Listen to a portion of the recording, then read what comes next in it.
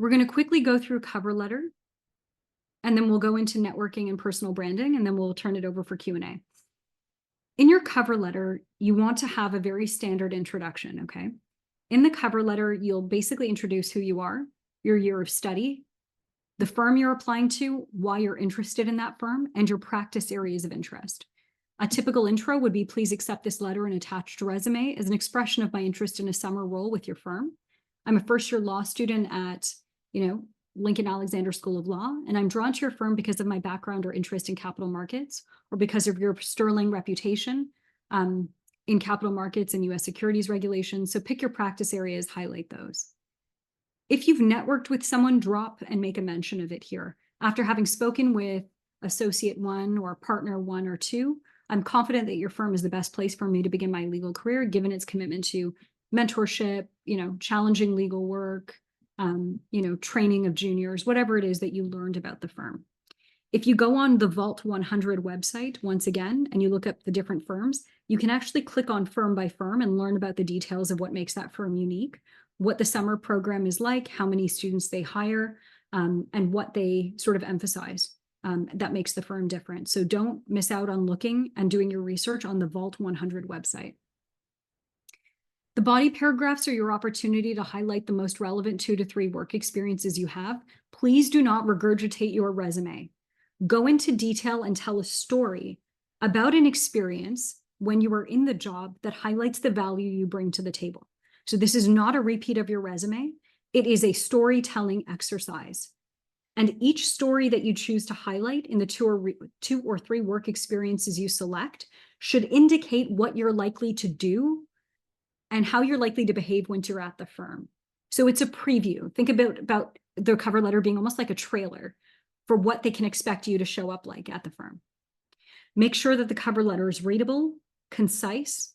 It's only, once again, a feature trailer highlighting the most salient elements of your resume, and it must demonstrate your character. It should evoke some level of emotion before you're done. It should inspire, it should demonstrate your motivations, your passion, why you're interested in the law, and what basically drives you, what motivates you. So this is part of what your character is. I'm going to have you guys, once you watch the recording, take a look at this example. I won't read through it, but this is the cover letter I essentially used to land my 6+ jobs essentially in New York. There are changes I would make to it if I were to go back and do it today, but I wanted to show you what passed muster at that point in time. Your concluding paragraph does not need to be lengthy. It should simply thank the reader for their time and consideration and express your interest in discussing the application further in an interview. I want to jump now to storytelling and personal branding, okay? Why does this matter? Can anyone tell me why we care about storytelling and personal branding? And I do need some engagement from everybody. Why do we care about storytelling and personal branding?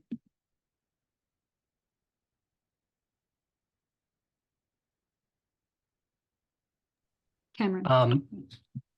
It's both a way of like you said, forecasting for our employers what our tenure under them is going to be like, but it's also a means of creating investment. If you create a narrative, you create the ability for the person you're interviewing with or who you're networking with to become invested in that story. Whereas if you are just a bunch of factoids on a sheet, that's not something that a person can really be invested in. And if they're not invested in you, they're not going to advocate for you or consider your application with the same scrutiny and care that they would someone who did take the time to build that narrative. Yeah, thank you for that. I also see a note in the chat from Charmaine saying it's a great way to create an impression and to market yourself. I want to just take a second and talk about human psychology here, because this is what it all comes down to. Human beings don't make decisions on the basis of logic. I know that's what law school attempts to teach us, that if we can make a rational case and provide evidence, that that's going to drive decision-making. But human behavior is fundamentally influenced by things other than logic, and one thing in particular. Who can tell me what that is? We are not creatures who behave as a result of what's reasonable or logical. Thank you to everyone who dropped it in the chat. We are emotional beings. And we make decisions very quickly on the basis of how we feel.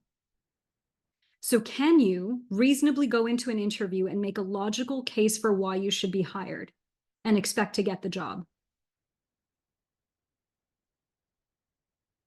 Let me tell you the order in which it works. Correct, Katerina? No. We use the resume as a way to get people who are using objective metrics to give you an opportunity to interview. But if you can't persuade me in the interview to hire you, it doesn't matter how strong this is. In fact, I will still hire you if you make it to the interview round and I don't like what's on here, because I like you enough to hire you. So the resume is really there as post facto justification for a decision that will be primarily emotionally driven. And the only way to tap into a decision maker's emotions is by telling stories.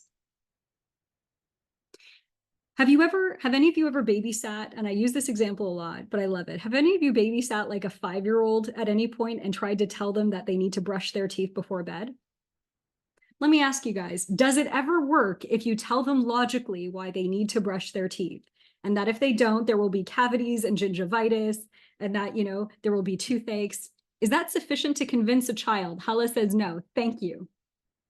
You will be debating them forever. They will be screaming, running around the room, throwing the toothbrush at the wall, like squeezing the bottle of toothpaste out on the floor. You will never get to them. But let me tell you what does work. And you've probably noticed this if you've ever had to work with a kid.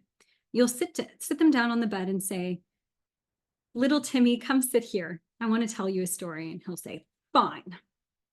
Sit on the bed. I want to talk to you about a little boy named Billy. Billy was your age. He looked just like you, actually. He had freckles and, cute brown curly hair. And Billy didn't want to brush his teeth just like you. So Billy did exactly what you're saying. He said, I'm not going to brush my teeth. And he went to bed. And the next morning he got up and he didn't brush his teeth again either. And he went to school. And when he went to the playground, all the kids started pointing at him and laughing at him and making fun of him, saying, gross, we don't want to play with you. Billy was so hurt. He said, why wouldn't you want to play with me? We play every morning.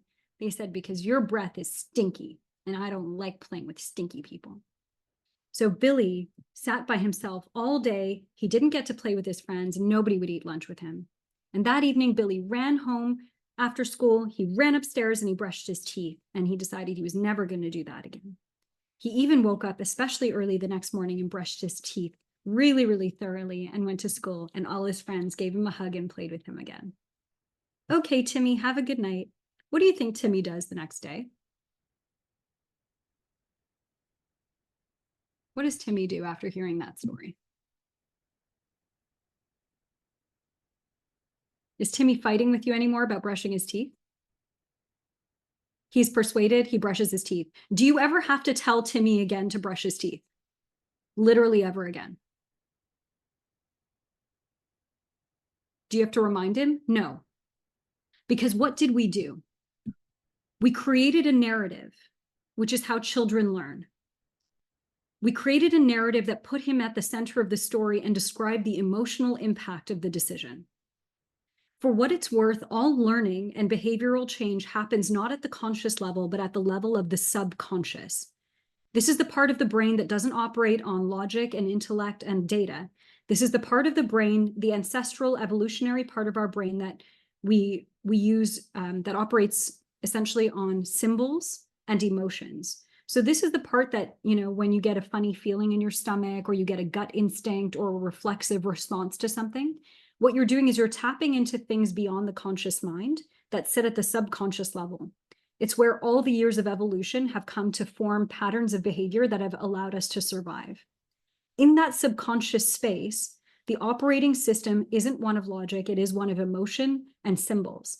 So we created a very vivid story using symbols of school playgrounds and kids pointing and laughing and jeering and somebody running, like little Timmy running home and brushing his teeth, or Billy running home and brushing his teeth. These are symbols, these are emotions. This is why storytelling is even used today by top-tier consulting firms and frankly, litigators in court.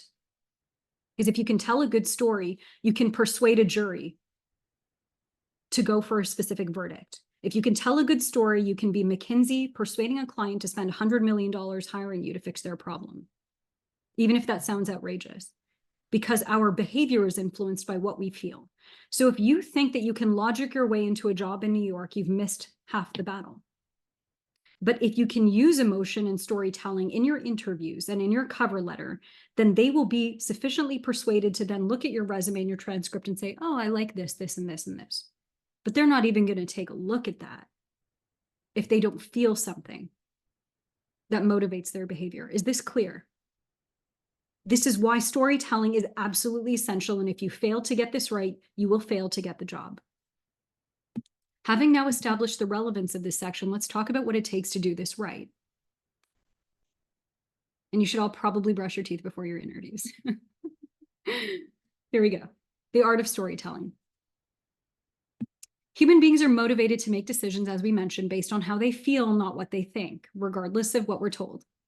A good story will always involve a character or a protagonist that embarks on a journey through which they overcome obstacles to become a better version of themselves. Billy will always be the kid who now brushes his teeth.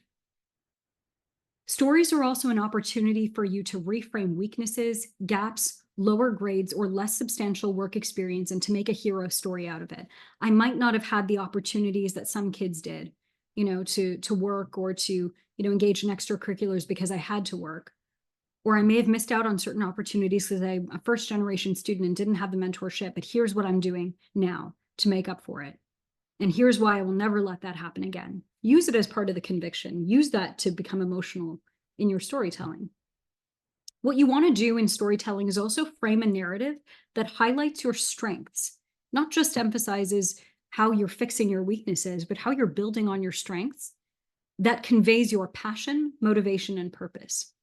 Take those 3 words down: passion, motivation, and purpose. People are infinitely curious about what motivates others. And if they can get to know that about you, they will feel connected to you. At the end of the day, your job is to persuade your audience to champion your vision for the future, in which New York, that city, the firm, and the practice group are natural progressions in your journey. They're not an option in your journey. It's the natural, obvious, and logical next step for you based on the trajectory, based on the story that you're writing. Most people think that they've got to hide or brush past their weaknesses, but a good storyteller will use the weakness and flip it on its head and turn it into a strength. Confidence in the interview process specifically is built upon knowing who you are and owning up to the things that make you strong and also the things that you're working on, your vulnerabilities. Students, for example, with average grades but a compelling story have often secured roles at top firms simply because they can appeal to that emotional space. Weaknesses such as grades can be combated by explaining how you've demonstrated improvement over time. A work experience weakness can be overcome by talking about what sort of volunteer work you've done, what unpaid work you've contributed to. For example, if you've cared for a sick relative, helped raise a younger sibling, contributed to your local community shelter or religious or affinity group, don't be afraid to talk about some of that. Because the assumption otherwise will be you're simply lazy or you don't have any ambition or drive. But what you can say is, while it may appear that my work experience is limited, let me tell you about the skills I picked up doing these other things. Finally, an extracurricular weakness can be overcome by explaining, the jobs that you worked to pay tuition. If you are managing a health issue, you can, depending on your comfort level, speak about that. If you were working on fitness, friendships, family relationships, because those were a priority, you can talk about that as well. So things that also demonstrate your character can compensate for some of these extracurriculars. Because remember, the point of the extracurricular is to point not only to the demonstrated track record of interest, but also your character, your depth, your maturity, and your breadth. Finally, when it comes to storytelling, it is imperative that the central focal point be what makes you different. If I like you, that's great. But if I can like you and know that there is no one else like you, in other words, if you can demonstrate to me your unique value proposition, then I must hire you over someone else who is otherwise similar. So you don't just want to be liked. You need to demonstrate what makes you different. Now, whenever I use the word unique value proposition, people think, oh God, so I have to explain why I have a unique expertise, why I'm different, and there's nothing that makes me different. So what am I going to do? Remember, you do not need to be an expert to demonstrate that you can add value. How you demonstrate a unique value proposition is to explain what you do whenever you take on a job, a project, or a task. What do you contribute to getting the job done? Can you work effectively in teams? Do you consistently have high quality output?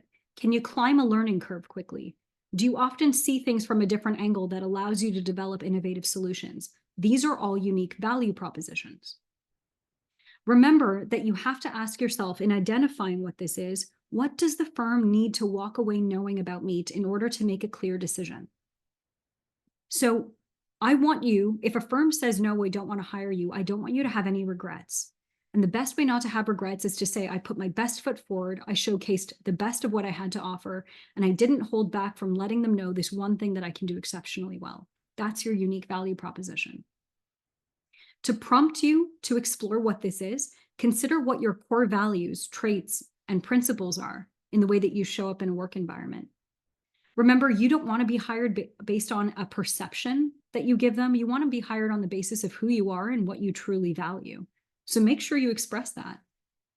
Remember, finally, do not create, whatever you do, a story or a narrative around what you think they want to hear, because a lot of people are going to be doing that and it'll make you sound really generic. What you want to do is create a narrative that only you could tell, that's so grounded in your unique lived experience that nobody else could possibly give the same story. That's when you know you've done it right.